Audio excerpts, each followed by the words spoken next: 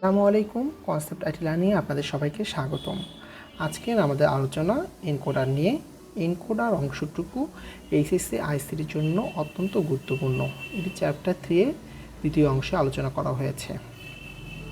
প্রথমে আমরা জানি এনকোডার জিনিসটা আসলে কী। এনকোডার হচ্ছে এমন এক ধরনের সমবায় সার্কিট বা বর্তনী যা কী করে মানুষের ভাষাকে কম্পিউটার বোধগম্য ভাষায় রূপান্তর করে।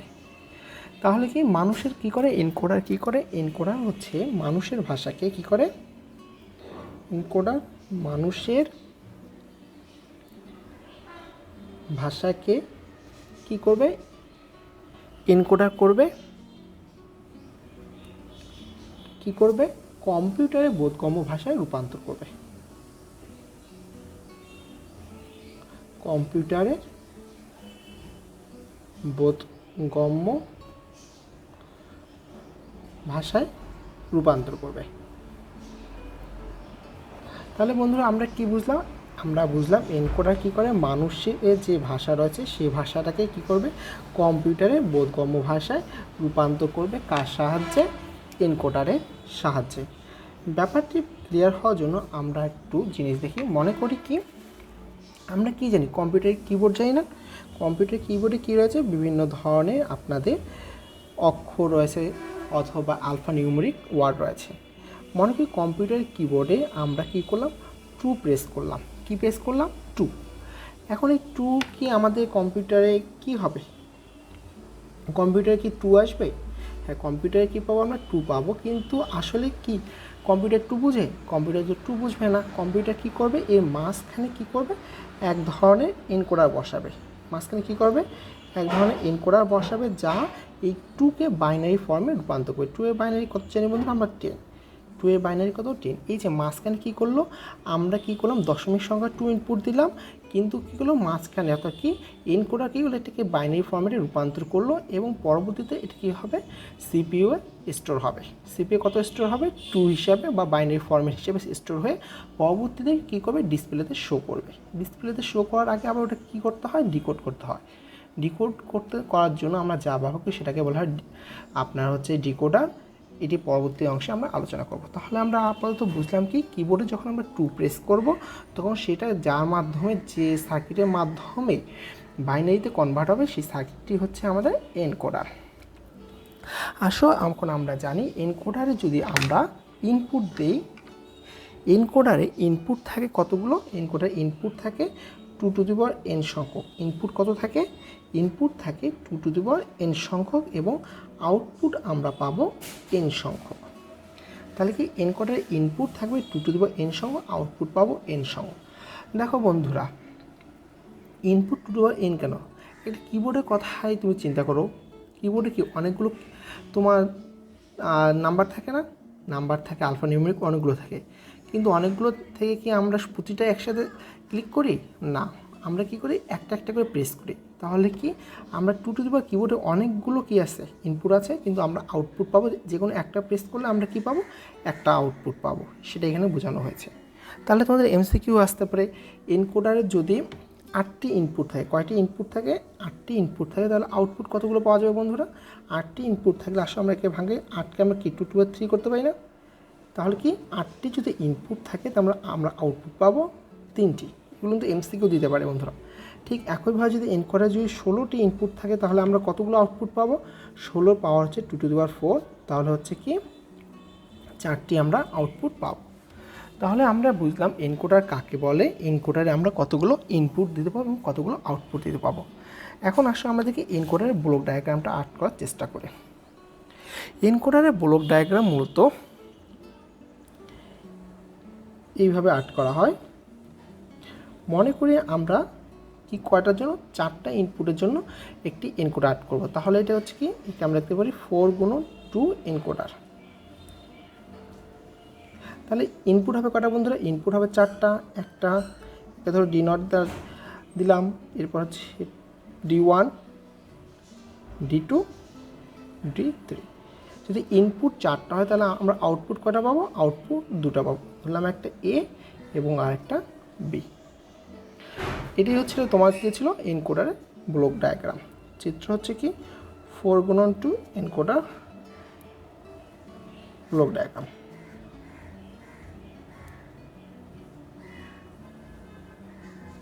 এটা হচ্ছে কি 4 to 2 এনকোডারের ব্লক ডায়াগ্রাম। তাহলে ব্লক ডায়াগ্রাম আসার পরে আমাদের কি করতে হবে, আমাদেরকে এর সত্য সারণীটা আর্ট করতে হবে। সত্য সারণী আমরা কীভাবে আর্ট করবো বন্ধুরা? সত্য সারণীর জন্য আমরা প্রথমে ছক করে নিই। কয়টা ইনপুট? তোমার ইনপুট আসছে 4টা। সো আমাদের কি করতে হবে, 4টা ইনপুটের জন্য 4টা সারি নিতে হবে। 1 2 3 4। এদিকে কটা হবে তাহলে? ঘর হবে ইনপুট 4টা, 1 2 3 4, এবং আউটপুট কি হচ্ছে তো বন্ধুরা? আউটপুট হচ্ছে এ এবং বি। তাহলে আসলে আমরা এখানে কি D0 D1 D2 D3, output কি এ এবং বি। এখানে একটা জিনিস লক্ষ্য করো, এখানে D0 মানে কি, আমরা হচ্ছে কি 0 কিবোর্ডে 0তে প্রেস করব। কোনো কিছুকে প্রেস করা অর্থ কি? একটিভ বা সত্যকে আমরা কি জানি বাইনারি 1 দ্বারা রিপ্রেজেন্ট করি। যখন আমরা কিবোর্ডে কোনো একটা কি প্রেস করব তখন বাকি কিগুলো কি আমরা প্রেস করি? বাকি কিগুলো তো আমরা প্রেস করি না, অর্থাৎ সেগুলো কী থাকে? ইনঅ্যাক্টিভ মানে কি 0। সো মনে করো আমরা কি করতেছি, D0 অর্থাৎ 0 নাম্বার লাইনটা কি করতেছি? অ্যাক্টিভ করলাম। অ্যাক্টিভ মানে 1, তখন কি হলো? বাকি লাইনগুলো কি হয়ে গেল? 0 হয়ে গেল। তাহলে D0 অর্থাৎ কি আমরা কোন লাইনটাকে অ্যাক্টিভ করেছি বন্ধুরা? আমরা 0 লাইনটাকে অ্যাক্টিভ করছি। তাহলে আমরা কি কিবোর্ড থেকে 0 প্রেস করছি। তাহলে 0 বাইনারি কত হবে? 0 বাইনারি আমরা জানি কি 0 0।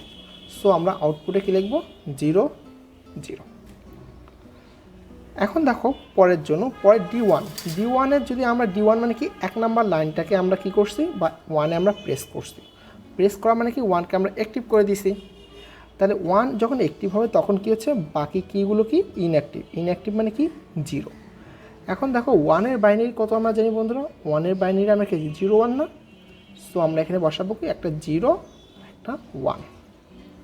ঠিক একইভাবে আমরা D2-তে যখন প্রেস করব, অর্থাৎ আমরা 2 নম্বর লাইনটা যখন অ্যাক্টিভ করব তখন বাকি লাইনগুলো কি থাকবে? ইনঅ্যাক্টিভ মানে 0। সো 2-এর বাইনারি আমরা কত জানি? 2-এর বাইনারি হচ্ছে 1 0। সো এখানে আমরা বসাবো 1 0, আউটপুটে 1 0। ঠিক একইভাবে বন্ধুরা বলা দেখি D3 লাইনে কি হবে? D3 লাইনে কি হচ্ছে? আমরা 3 নাম্বার লাইনটা যদি আমরা অ্যাক্টিভ করি তাহলে ইনপুটের বাকিগুলো হচ্ছে কি 0 হয়ে গেল। তাহলে 3-এর বাইনারি আমরা কত জানি? 3-এর বাইনারি হচ্ছে 1 1। সো আউটপুটে বসবে কি আমাদের 1 1। সোজা না বন্ধুরা? যদি তোমরা এটা না বুঝে থাকো তাহলে একটি খুব ছোট্ট একটা নিয়ম আছে যেটার মাধ্যমে তোমরা খুব সহজে মনে রাখতে পারবে। কিন্তু আমি এই নিয়মটা আরেকবার বলেছি। অর্থাৎ এখানে কি আমরা D0 থেকে D3 পর্যন্ত নিয়েছি, অর্থাৎ এই মানগুলোকে মনে করো কি 0 থেকে 3। D0 মানে কি 0, অর্থাৎ 0 নাম্বার লাইনে তুমি কি করলা? অর্থাৎ কম্পিউটার কিবোর্ডে 0 প্রেস করলা। 0 প্রেস করলাম মানে কি বাকি 3টা কি হয়ে গেল? ইনঅ্যাক্টিভ মানে 0।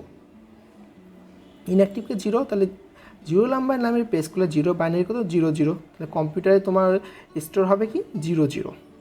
তারপর D1 অর্থাৎ কম্পিউটারে তুমি 1 প্রেস করলা, তাহলে আউটপুট কী দিবে? তোমার বাইনারি ফর্মে অবশ্যই আসবে। আউটপুট মানে কম্পিউটার স্টোর হবে কীভাবে? বাইনারি ফর্মেটে। 1-এর বাইনারি কত? 0 1। ঠিক একইভাবে কি কম্পিউটারে তুমি কি কিবোর্ডে 2 নম্বর লাইনটা প্রেস করলে মানে 2 অ্যাক্টিভ হলো, বাকি ইনপুটগুলো তখন কী হবে? 0 হবে। তাহলে 2-এর কম্পিউটার, তাহলে তোমাকে 2-এর বাইনারি কম্পিউটার কীভাবে স্টোর হবে? 2-এর বাইনারি আমরা জানি কি 1 0। ঠিক একইভাবে কম্পিউটার কিবোর্ডে তুমি 3 প্রেস করলা, তখন কী হচ্ছে? বাকি ইনপুটগুলো হচ্ছে 0। 3-এর বাইনারি কত? 1 1। তাহলে কম্পিউটার যাবে হচ্ছে 1 1। আশা করি তোমরা এটা বুঝতে পেরেছো। যদি না বুঝে থাকো তাহলে কি করবে বন্ধুরা? তাহলে তোমরা কি করবে? কর্ণ বরাবর ইনপুটে কি দেখো কর্ণ বরাবর সবগুলো 1 বসা দেবে। ইনপুটে কী করলে দেখো ইনপুটে কর্ণ বরাবর 1 আছে, কর্ণ বরাবর 1, এই কর্ণ বরাবর 1, এই কর্ণ বরাবর 1, আর বাদ বাকি সবগুলো কী করবে? 0 বসায় দেবে। ইনপুট নেওয়ার সিস্টেমটা তাহলে বুঝে গেল। ইনপুট নেওয়ার সিস্টেম হচ্ছে কি ইনপুটে যতগুলো রয়েছে কর্ণ বরাবর সবগুলো 1 দিবে, বাদ বাকিগুলো 0 বসাবে। আর আউটপুটের ক্ষেত্রে কী করবে? ডান সাইডে কি 0 1 0 1 বসাবে, এবং পরেরটা হচ্ছে এতে আসবে কি 2টা 0 2টা 1। আশা করি তোমরা বুঝতে পেরেছো। এখন আসো আমরা কী করি? সত্য সারণী থেকে আমরা কি এড করবো? এখন সমীকরণ। তোমরা অবশ্যই নিশ্চয়ই সত্য সারণী থেকে সমীকরণ নির্ণয় করা শিখে গেছো। এখন আসো আমরা কি জানি? আউটপুট যতগুলো থাকে সমীকরণ ঠিক ততগুলো। আউটপুট কয়টা আছে? এ এবং বি। তাহলে এর যেখানে 1 1 আছে তার সাপেক্ষে তোমাকে সমীকরণ নির্ণয় করতে হবে। এর এখানে একটা 1 আসছে এবং এখানে একটা 1 আছে। এই 1-এর সাপেক্ষে ইনপুট কোন রাশি তোমার? D2। আরেক তারপরে কী দিতে হয়? প্লাস দিতে হয়। এর সাপেক্ষে 1-এর সাপেক্ষে হচ্ছে D3। দেখো বন্ধুরা, এখানে D2 প্লাস D3 কেন লিখলাম? তুমি কী করতো কিবোর্ডে হয় D2 মানে হচ্ছে 2 নম্বর লাইনটা বা 2 কিবোর্ডে পিস করবে, অথবা 3 পিস করবে, অথবা কি 3 পিস করবে। তখন তোমার কী হবে? এই লজিক সার্কিটটা হবে হয় অথবা যদি থাকে তাহলে কী হয়? প্লাস হয়। একইভাবে বি এর জন্য আমরা যখন সমীকরণটা নিয়ে করবো, বি এখানে 1 আছে এবং এখানে এর সাপেক্ষে লাইন হচ্ছে কি তোমার কি D1 অথবা তুমি প্রেস করবে কত? D3। এই দুটি ছিল তোমার কি বুলিয়ান সমীকরণ, ডিকোডারের বুলিয়ান সমীকরণ। এরপরে কি অ্যাড করতে হবে? এরপরে তোমাকে একটি কি করতে হবে? লজিক সার্কিট ডিজাইন করতে হবে। লজিক সার্কিটের জন্য ইনপুটগুলো আসলে আমরা নিয়ে নিই। এখানে ইনপুট রয়েছে কি কি?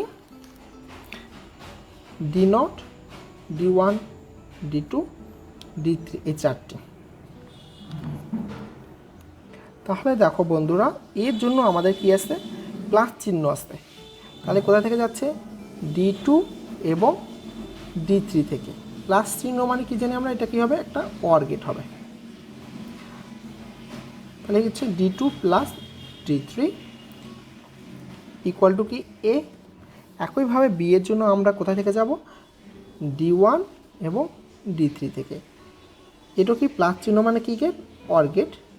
এটি হচ্ছে কি D1 plus D3 equal to B. বন্ধুরা, এই ছিল মূলত 4 to 2 ডিকোডারের একটি লজিক সার্কিটের চিহ্ন। অর্থাৎ আমরা জানলাম 4 to 2 এনকোডার একটি লজিক সার্কিটের চিহ্ন। অর্থাৎ আমরা জানলাম কি এনকোডার কাকে বলে, এনকোডারে কতগুলো ইনপুট নিতে হয়, ইনপুট এবং আউটপুট, 2 to n ইনপুট নিলে n সংখ্যক আউটপুট পাওয়া যায়। এরপর শিখলাম এনকোডারের ব্লক ডায়াগ্রাম। এরপর শিখলাম এনকোডারের একটি সত্য সারণী, সত্য সারণী থেকে কীভাবে এনকোডারের সমীকরণ নির্ণয় করা যায়, অর্থাৎ বুলিয়ান সমীকরণগুলো, এবং বুলিয়ান সমীকরণ থেকে কীভাবে আমরা লজিক সার্কিট অ্যাড করতে পারি। বন্ধুরা, তোমাদের বাসার কাজ থাকবে 8x3 এনকোডারে কীভাবে বাস্তবায়ন করা যায়। 8x3 এনকোডারে তাহলে আমরা কি বুঝতে পারছি বন্ধুরা? এখানে কতগুলো হবে? আউটপুট হবে 3টি এবং ইনপুট হবে কতগুলো? 8টি। এটা যদি তোমরা করতে না পারো তাহলে ভিডিওর কমেন্টে অবশ্যই জানাবে, পরবর্তীতে তোমাদেরকে টিউটোরিয়ালের মাধ্যমে দেখানো হবে। পরবর্তীতে আমরা ডিকোডার সম্পর্কে জানবো। এই বলে শেষ করছি। আসসালামু আলাইকুম।